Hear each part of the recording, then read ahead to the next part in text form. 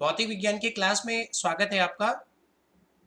आज हम आपको किरचॉफ के नियम तथा वैद्युत सेल वाले चैप्टर को आगे बढ़ाएंगे।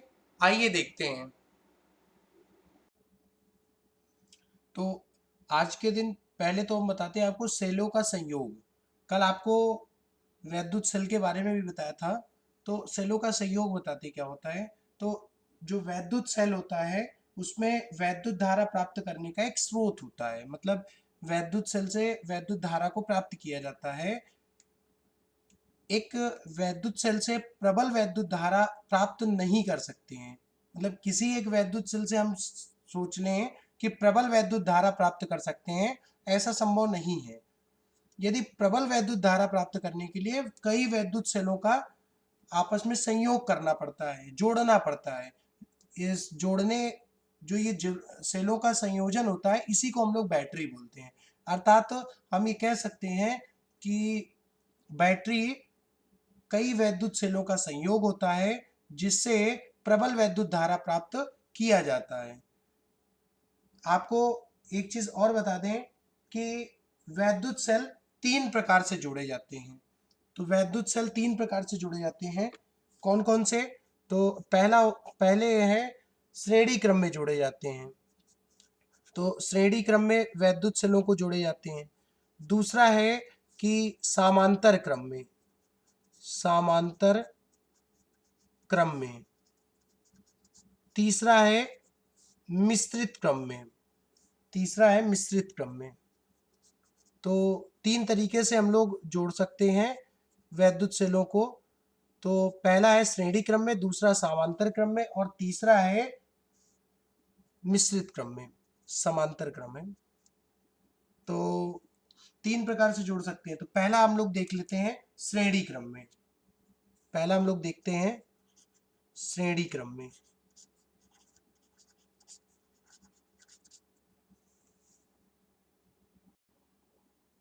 तो श्रेणी क्रम में बताने के लिए एक हमने चित्र बनाया है। इस चित्र में हम कह सकते हैं कि इस क्रम में एक जो सेल है, सेल का ऋण सिरा जो है वो दूसरे सेल के धन सिरे के साथ जोड़ते हैं।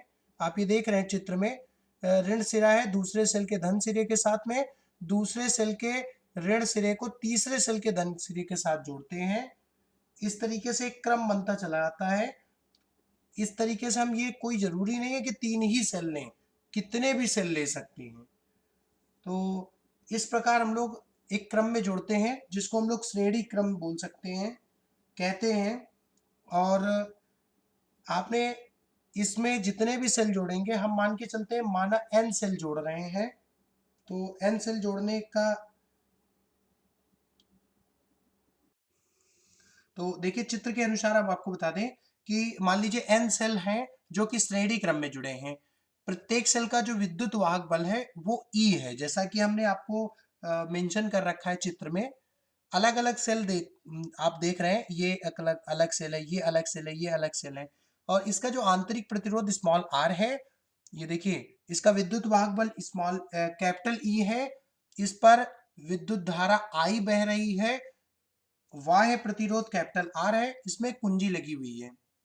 इस कुंजी को आप K मान सकते हैं। तो हम ये कह सकते हैं कि माना कोई n सेल जो कि श्रेणी क्रम में जुड़ा है, प्रत्येक सेल का विद्युत वाहक बल कैपिटल E है, आंतरिक प्रतिरोध स्मॉल r है, सेलों का बाह्य प्रतिरोध कैपिटल R है। तो सेलों का विद्युत वाहक बल, तो बल आपको यदि सेलों का विद्युत वाहक बल, कुल सेलों का विद्युत वाहक बल की बात करें तो वो क्या हो जाएगा? वो हो जाएगा कि एन ई, आप ये कह सकते हैं कि कैपिटल ई और स्मॉल एन।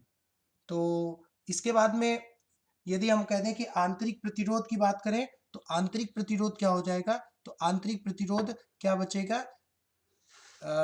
आंतरिक प्रतिरोध स्मॉल आर है, तो एन सेलों की बात कर रहा है तो ये हो जाएगा एन इंटू स्मॉल आर। अब देखिए इसके बाद यदि हम बात करें कि सेल का कुल प्रतिरोध, तो सेल का कुल प्रतिरोध क्या हो जाएगा? तो कुल प्रतिरोध आपको पता है कि चित्र के अनुसार, आप चित्र देख रहे हैं, इस चित्र में साफ साफ दर्शाया भी गया है और चित्र को आप देख भी रहे हैं। तो इस सेल में क्या है कि एन टाइप्स के आंतरिक प्रतिरोध हैं। आंतरिक जो आप ये देख रहे हैं छोटे छोटे सेलों को जोड़ा गया है, एन टाइप में सेलों को जोड़ा गया। तो इस परिपथ के कुल प्रतिरोध की बात करें तो वह कुल प्रतिरोध क्या हो जाएगा, N into small R plus capital R. मतलब ये हो जाएगा ये एन आर, ये आंतरिक प्रतिरोध को दर्शा रहा है, ये बाह्य प्रतिरोध को दर्शा रहा है। यदि परिपथ में वैद्युत धारा आई है तो आपको बताते हैं वैद्युत धारा इज इक्वल टू क्या हो जाएगा, विद्युत वाहक बल बटे कुल प्रतिरोध। तो यहाँ पे कुल विद्युत वाहक बल एन ई है, तो कुल प्रतिरोध क्या हो जाएगा, N small R plus capital R. इसको हमने समीकरण नंबर 1 कह दिया। अब देखिए इसके बाद में क्या आ जाएगा, एक महत्वपूर्ण बात ये क्या है कि हम लोगों को समझना है जब आंतरिक प्रतिरोध का मान बाह्य प्रतिरोध से कम है, अधिक बिल्कुल कम है, तो आपने समीकरण देखा था, समीकरण ये था, आया था पहला वाला कि I is equal to N capital E upon N small R plus capital R. ये आया था समीकरण 1 में। यदि हम कुल विद्युत धारा की बात करें तो यहाँ पे इसका ये मान निकल के आया था। तो यहाँ से क्या आ जाएगा, यहाँ से क्या आ जाएगा कि हमने क्या किया कि एन एन आर, मतलब ये जो आंतरिक प्रतिरोध का मान है ये बहुत अल्प है, तो अल्प है तो इसका मान नेग्लेक्ट करेंगे, तो आई इज इक्वल टू क्या आ जाएगा, एन ई अपान कैपिटल आर। इसका मतलब क्या है कि जब वाह्य जोड़े गए सेलों का आंतरिक प्रतिरोध, मतलब आंतरिक प्रतिरोध का मान बाह्य प्रतिरोध की तुलना में बहुत कम है, तो अधिक धारा प्राप्त की जा सकती है। हम ये कह सकते हैं कि धारा जो है वो अत्यधिक प्राप्त की जा सकती है। यदि दूसरी स्थिति है, दूसरी स्थिति मतलब ये है कि यदि एन आर का मान कैपिटल आर की तुलना में बहुत अधिक है, तो हम ये कह सकते हैं कि इस समीकरण में, समीकरण 1 में आर के मान को नेग्लेक्ट कर देंगे, नगण्य मान लेंगे, तो ये क्या आ जाएगा, N E upon N are. N से एन कैंसिल हो जाएगा तो ई अपान आर। अर्थात हम ये कह सकते हैं कि यदि जोड़े गए सेलों का आंतरिक प्रतिरोध वाय प्रतिरोध की तुलना में बहुत अधिक है तो एन सेलों से लगभग उतना ही धारा प्राप्त की जा सकती है जितनी एक सेल से। अर्थात हम ये कह सकते हैं कि ऐसी स्थिति में सेलों को श्रेणी क्रम में जोड़ने से कोई लाभ प्राप्त नहीं होगा। तो ये चीज आपको बता दें कि जब भी कभी भी एन आर, मतलब आंतरिक प्रतिरोध जो है वो बाह्य प्रतिरोध की तुलना में अत्यधिक है, तो ऐसी स्थिति में श्रेणी क्रम में जोड़ने पर विद्युत धारा में कोई लाभ नहीं प्राप्त होगा। आगे हम लोग देखते हैं समांतर क्रम में। समांतर क्रम को हम लोग पार्श्व क्रम भी बोलते हैं। आइए चित्र के देखते हैं, चित्र देखते हैं। चित्र में आपको बता दें कि इस क्रम में सभी सेलों को एक धन ध्रुव एक बिंदु से तथा ऋण बिंदु के दूसरे बिंदु से जोड़ते हैं। एन सेल जो है वो समांतर क्रम में जुड़ी है। प्रत्येक सेल का विद्युत वाहक बल ई है, आंतरिक प्रतिरोध स्मॉल आर है। एन सेलों में जो बाह्य प्रतिरोध है वो कैपिटल आर है।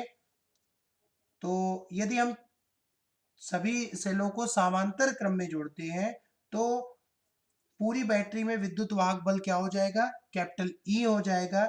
ऐसी स्थिति में यदि सेलों का तुल्य आंतरिक प्रतिरोध कैपिटल R1 है, R1 हमने कहा है, R नहीं कहा है, तो यहाँ पे क्या आ जाएगा कि 1 upon R1 is equal to 1 upon R plus 1 upon R। ये कहाँ तक जाएगा, n पदों तक जाएगा।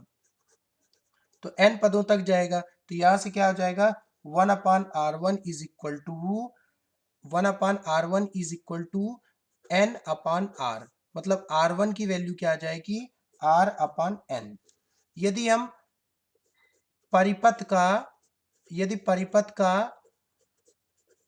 कुल प्रतिरोध की बात करें, कुल प्रतिरोध, तो परिपथ का कुल प्रतिरोध क्या हो जाएगा, आंतरिक प्रतिरोध ये निकल के आया है और बाह्य प्रतिरोध R आया है, या हम इसको बोल सकते हैं R1 प्लस R।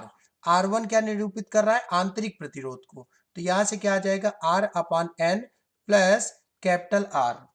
तो यहां से यदि बाह्य परिपथ में धारा I है, तो I इज इक्वल टू क्या हो जाएगा, E अपान R अपान N प्लस कैपिटल R। तो यहां से क्या आ जाएगा, देखिए एक चीज आपको और भी बताते जाए, कैलकुलेशन करेंगे तो ये क्या आ जाएगा, ये चीज क्या आ जाएगा, E अपान एलसीएम लेंगे तो R plus N R upon N, ऊपर जाएगा तो क्या आ जाएगा, N E upon R plus N R. अब देखिए यहां पर भी दो स्थिति निकल के आती है, जब आंतरिक प्रतिरोध का मान बाह्य प्रतिरोध से कम हो। पहली स्थिति यह है कि जब आंतरिक प्रतिरोध का मान बाह्य प्रतिरोध से कम हो। दूसरी स्थिति है कि जब आंतरिक प्रतिरोध का मान बाह्य प्रतिरोध से अधिक हो। चलिए देखते हैं। देखिए आपको बताया था कि जब स्मॉल आर का मान कैपिटल आर की तुलना में बहुत कम होगा, तो ऐसी स्थिति में समीकरण एक हमने लिया है जो कि निकल के आया था आई बराबर N E upon small R plus N R. तो ऐसी स्थिति में आर का मान नगण्य हो जाएगा क्योंकि बहुत कम है, अल्प है मान।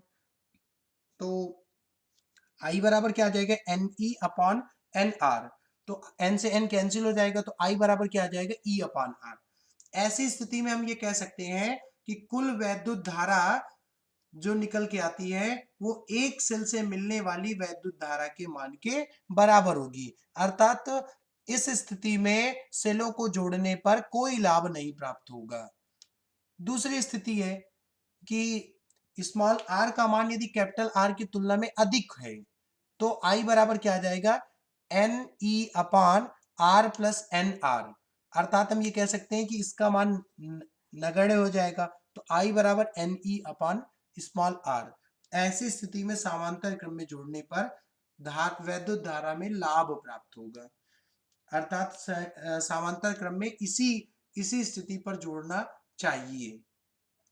एक चीज आपको और बता दें कि यदि समांतर क्रम में जुड़े सेलों के विद्युत वाहक बल तथा आंतरिक प्रतिरोध भिन्न भिन्न हो, मतलब आंतरिक प्रतिरोध भिन्न भिन्न हो, विद्युत वाहक बल तथा आंतरिक प्रतिरोध भिन्न भिन्न हो, तो सेलों में से किसी बाह्य परिपथ में प्राप्त धारा का मान किरचॉफ के नियम से प्राप्त किया जाता है। तो ये भी एक महत्वपूर्ण बात निकल के आती है।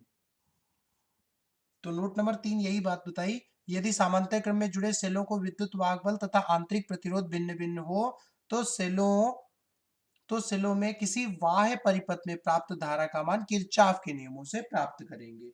अगली आपको पॉइंट बताया था, पहला श्रेणी क्रम बताया था, दूसरा समांतर क्रम बताया था, तीसरा आपको मिश्रित क्रम बता रहे हैं।